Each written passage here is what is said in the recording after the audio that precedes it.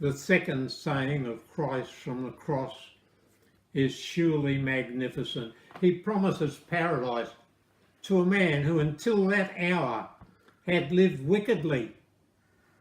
How could he do that? How could he say, look, I promise you today, you will be with me in paradise? Remember, there's no punctuation in the ancient Greek language used for the Bible. The thief didn't die that day. That's why his legs were broken. And on the third day, Christ could say to Mary, don't touch me, I've not yet ascended.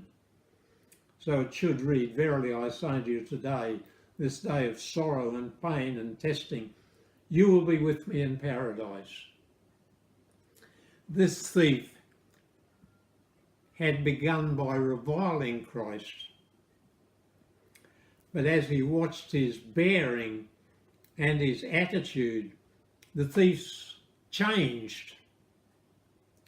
When he heard Christ pray for his murderers, the thief longed to get the benefits of that prayer.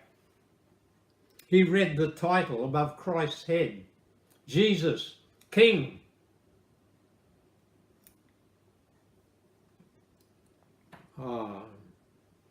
That man's faith was the greatest faith in Palestine that day.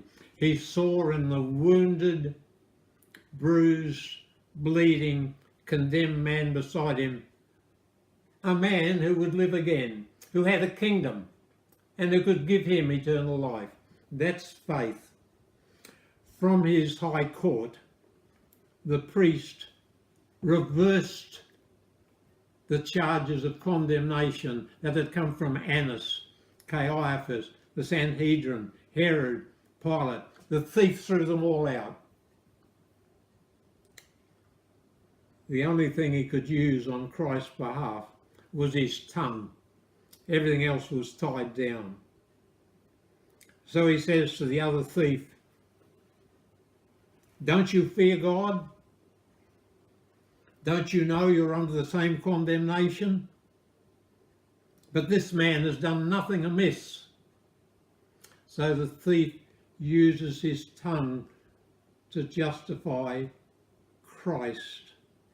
And then he exercises marvellous faith.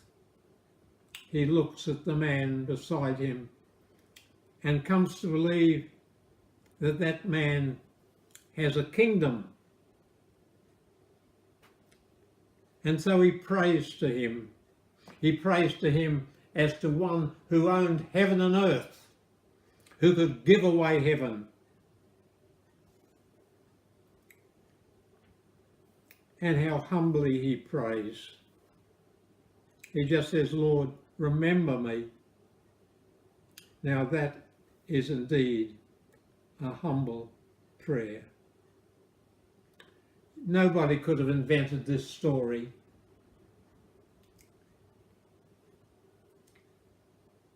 A robber, a thief, a bad man who'd been exposed to law all his life, but it did nothing for him. Remember, I've said before, to run and work the law commands, but gives me neither feet nor hands. Better news the gospel brings. It bids me fly, gives me wings. I hear the words of love, I gaze upon the blood. I see the mighty sacrifice, and I have peace with God. No one could have invented this story. It's like the Barabbas story. A man who was guilty was counted as innocent and let loose, while Christ, who was innocent, was counted as guilty and went to the cross. No one would have invented that.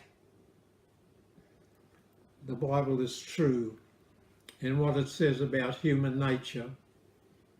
All of us have problems, friends. All of us were born with drawbacks, idiosyncrasies.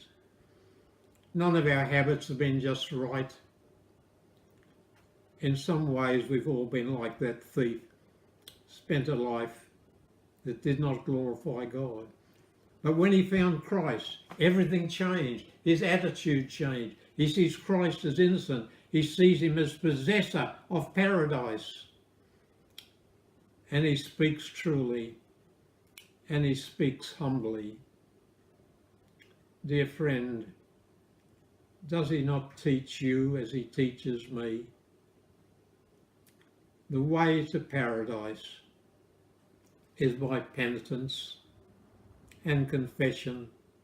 Penitence is not something we do once. Penitence is our daily attitude and habit. And you can't practice penitence and live meanly, unkindly, brutally. The thief has much to teach us. God grant you may learn from him, as I too desire to learn from one to whom God promised paradise. God bless you.